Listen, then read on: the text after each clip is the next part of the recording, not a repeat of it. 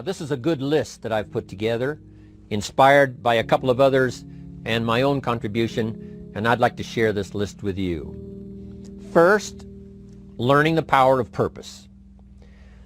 A person who has purpose in their life, they have something to go for, some meaning. One writer described it, for some people it becomes a magnificent obsession. And for you and I, maybe it doesn't need to be that dramatic as a magnificent obsession. But it has to be something that does something to us, something that pulls us, especially into the future. You know, there are many influences on us. One is the influence of the past. Some people are always pulled back by the past. Some people are always pulled aside by the distractions. But here's what's powerful. If you have a list of high purpose in your life, it pulls you toward the future. And the more powerful the purpose is, the stronger it pulls. And here's the other great advantage if you have purpose for the future. It pulls you through all kinds of challenges and all kinds of difficulties. If you don't have these strong purposes for the future, it's easy to get swallowed by a bad day. It's easy to be almost annihilated by a poor month. And it's easy sometimes to almost disappear beneath the waves of a year that goes backwards if you don't have something to pull you beyond that year.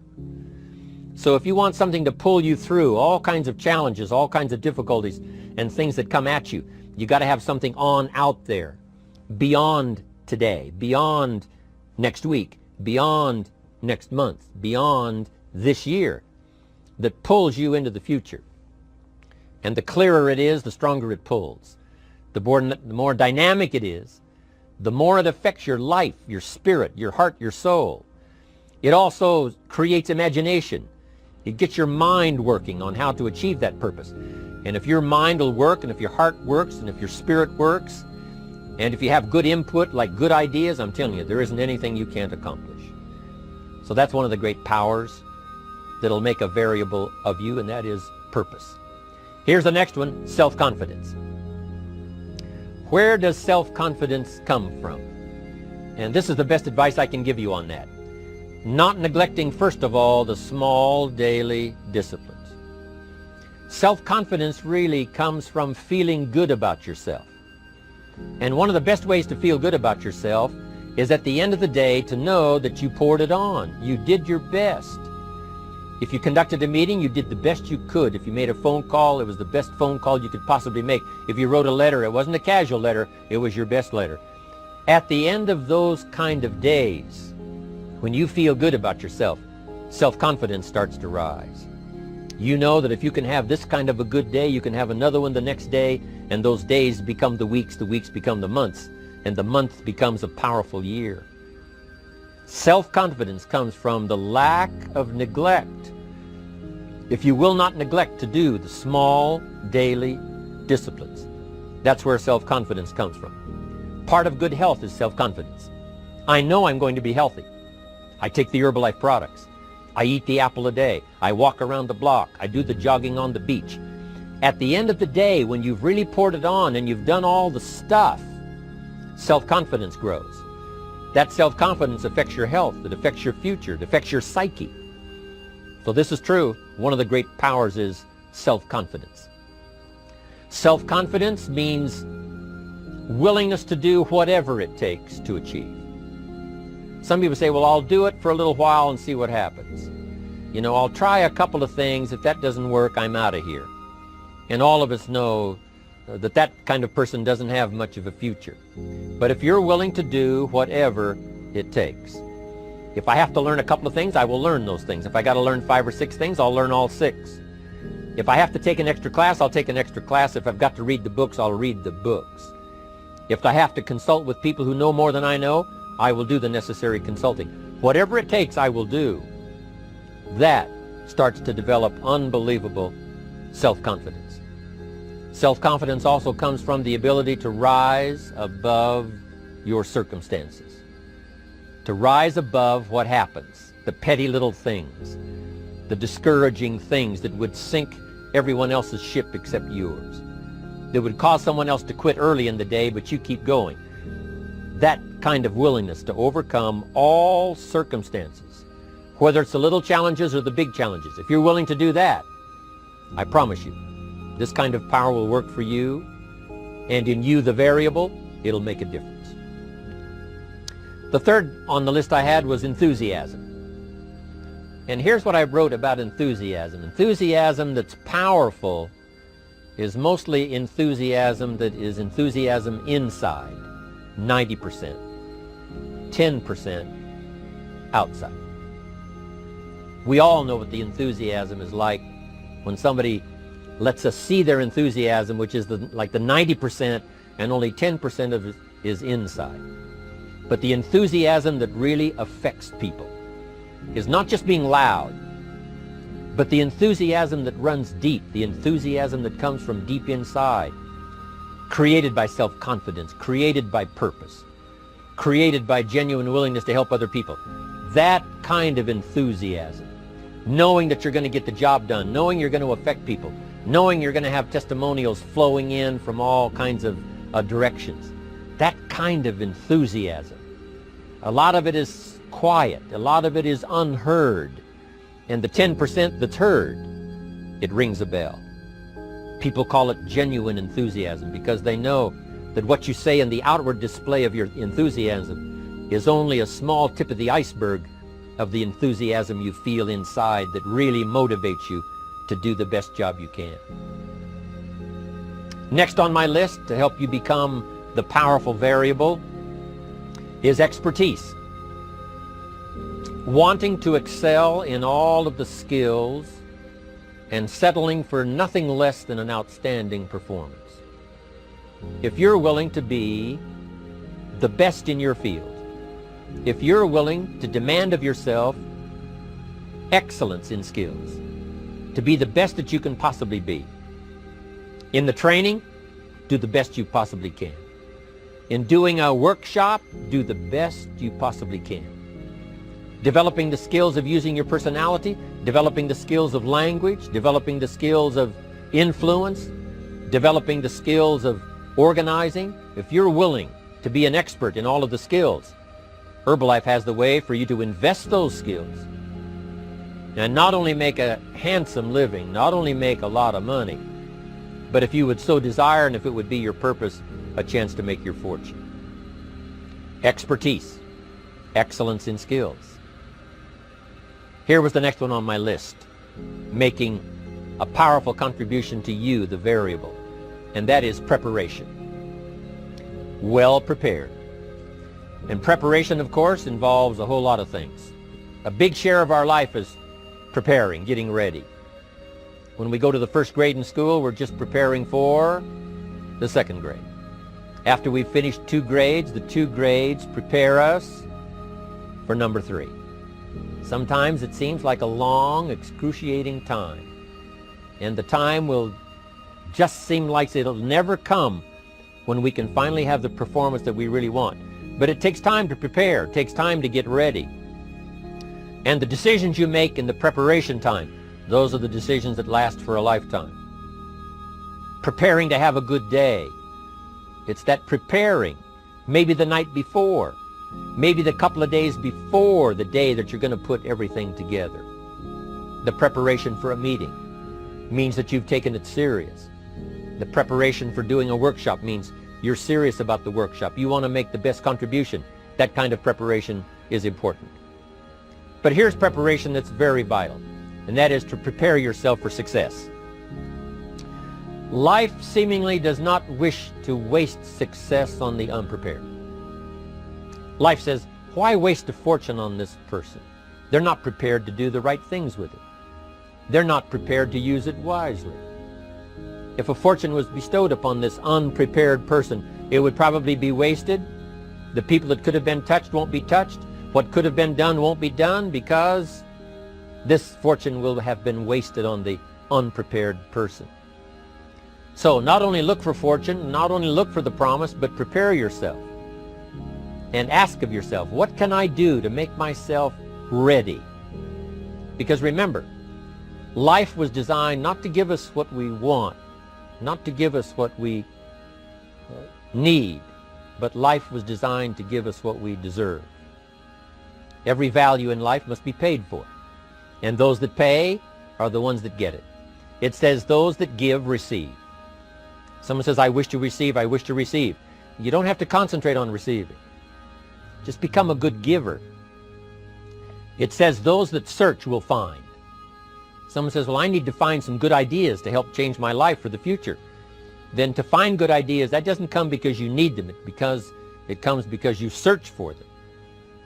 If you want good ideas, you got to go after them. You got to go to the class, you got to go to the workshop, you got to go to the training, go to the book, right? You got to go to the journal, right? Go where good ideas are being taught, go searching, go looking, because good ideas are not going to be wasted on those that are not seeking, searching, well prepared. So, prepare yourself to be ready for fortune when it comes, to be ready for challenge when it comes, to be ready for opportunity when it comes. Opportunity comes along and passes by the person that is not well prepared. I want to prepare myself this year for next year. Yes, I wish to be effective this year, but I'm also thinking of ways, how could I be better? How could my ideas be more powerful? How could they be sharper, more clear? How could I reach some people next year that I perhaps can't reach this year? I haven't reached deep enough into my own soul to affect some people. Some people just pass by and say, hey, what a good speech. But how could I make it stronger than that, deeper than that, more powerful than that? I cannot be as powerful as I could be next year. You know, you can't go to the 10th grade in the 5th grade. You just got to go through the grades. But the more you are prepared, when the 10th grade finally comes, now you can cash in and get 2 times, 3 times, 5 times more value from it by being prepared. I want to do my best this year for Herbalife, but I also want to get ready for next year, 1999. And then when the year 2000 comes at the turn of the century, I want to be well equipped by language, by instinct, by temperament, by personality, by influence, to really be valuable the year 2000, 2001, 2, 3, 4, 5. That's my goal. I'm sure it's your goal. Now here's the next one. There's great power in self-reliance. Self-reliance means you simply look mostly to yourself. It would be nice if someone just gave you this, gave you this, gave you this. It would be nice if everyone did their job exactly as they're supposed to do it. But here's what you've got to do. Primarily rely on yourself. Primarily say, I'm the person responsible. And I will learn the necessary skills so that I can help people learn their skills. If I need lots of people to do certain things to build my organization, that is what I must have. But I've got to be the final backstop. I've got to be the final one that people can rely on.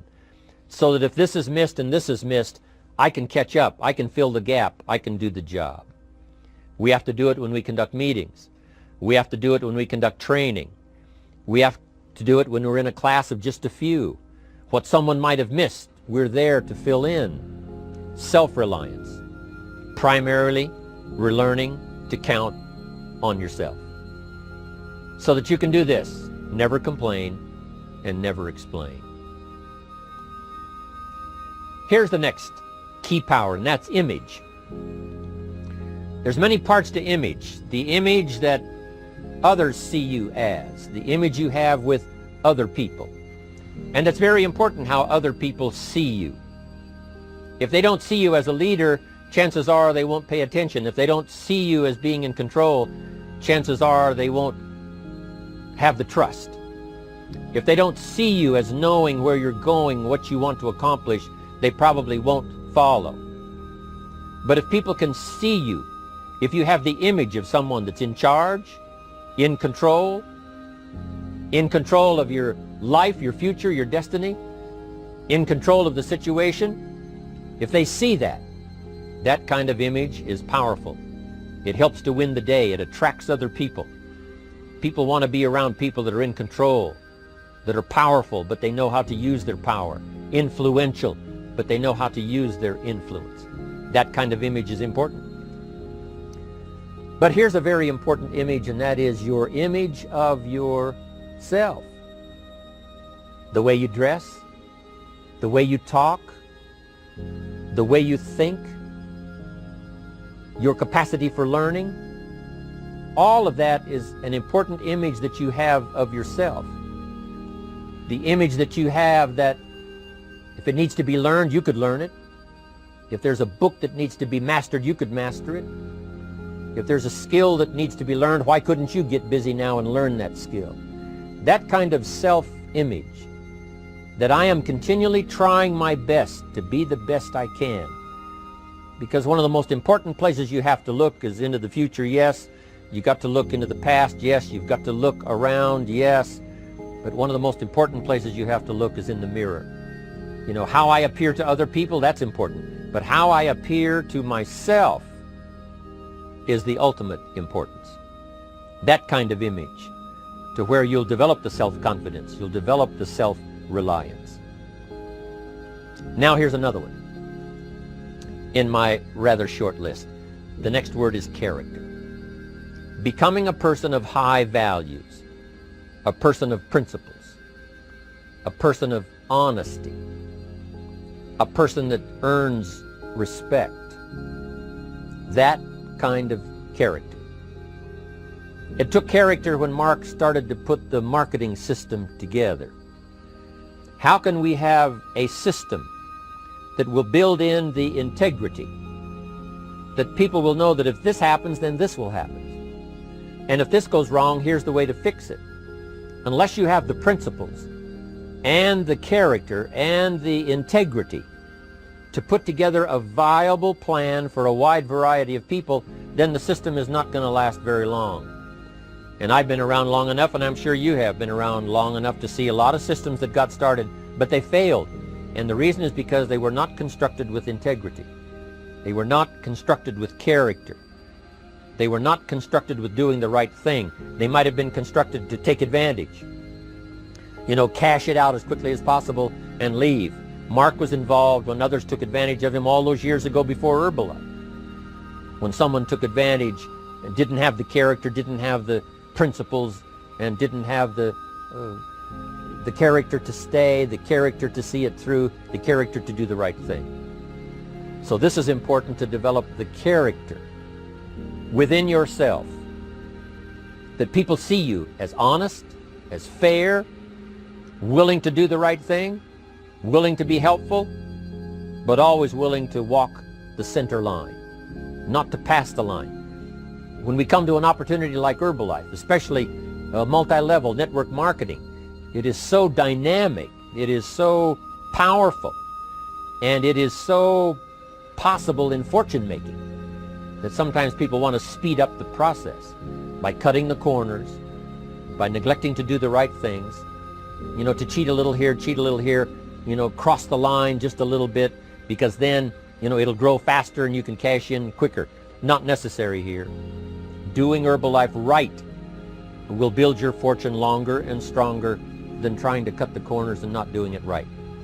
If we'll have the integrity that Mark had when he started it, and keep perpetuating that we will do the right thing by the marketing system, the right thing by a distributor who has a customer and they take care of that customer belongs to that distributor. That kind of integrity in the marketing system, the kind of integrity we have among each other, the kind of character we have to rely on each other, because here's what we cannot do. We cannot do this by ourselves.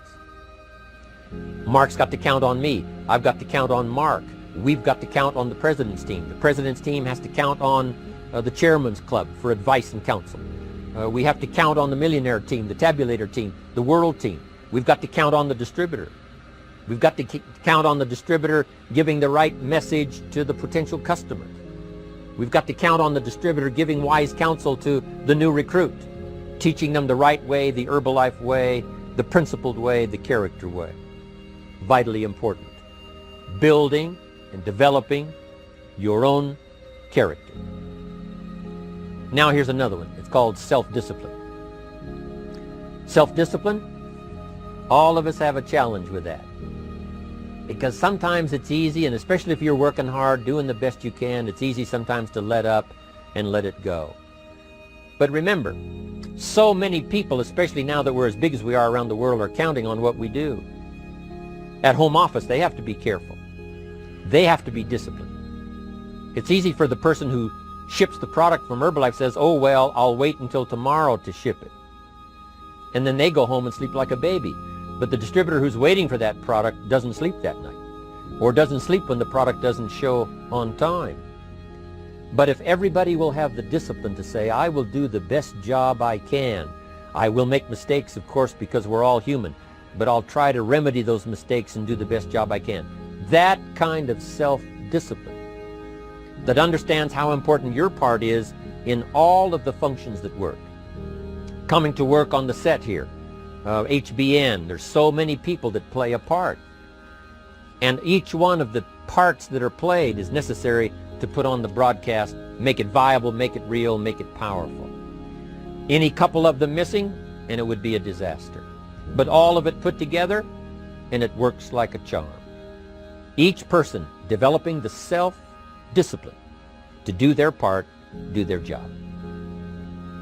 Here's one more, and that is the power of extraordinary performance and demanding of yourself excellent results. This is so important. If you want to live extraordinary, you must do extraordinary. If you want an extraordinary income, you must do extraordinary things. If you want an extraordinary fortune, you must go with the demands of what it takes to have that fortune. Mark has made such a fortune, it's almost beyond comprehension what the numbers really are. But guess what he has the satisfaction of knowing? He earned it all. If he'd have been lax in the performance, Herbalife would not be here these 18 years later. Herbalife would have been a footnote in multi-level history. But because he performed year after year, the 3rd year and the 5th year, and the 7th year and the 10th year, and the 12th year and the 15th year, and now performing well in the 18th year, I'm telling you, that's what makes it such a viable fortune for Mark personally, of course, because he did the job. If we would ask of ourselves that kind of performance, and you've got to ask it of yourself. You know, I can't ask it of you. I would try to inspire you. I would try my best to share with you what it might taste like, what it's like to finally make your fortune. It happened for me. But here's what you must do. You must demand it of yourself.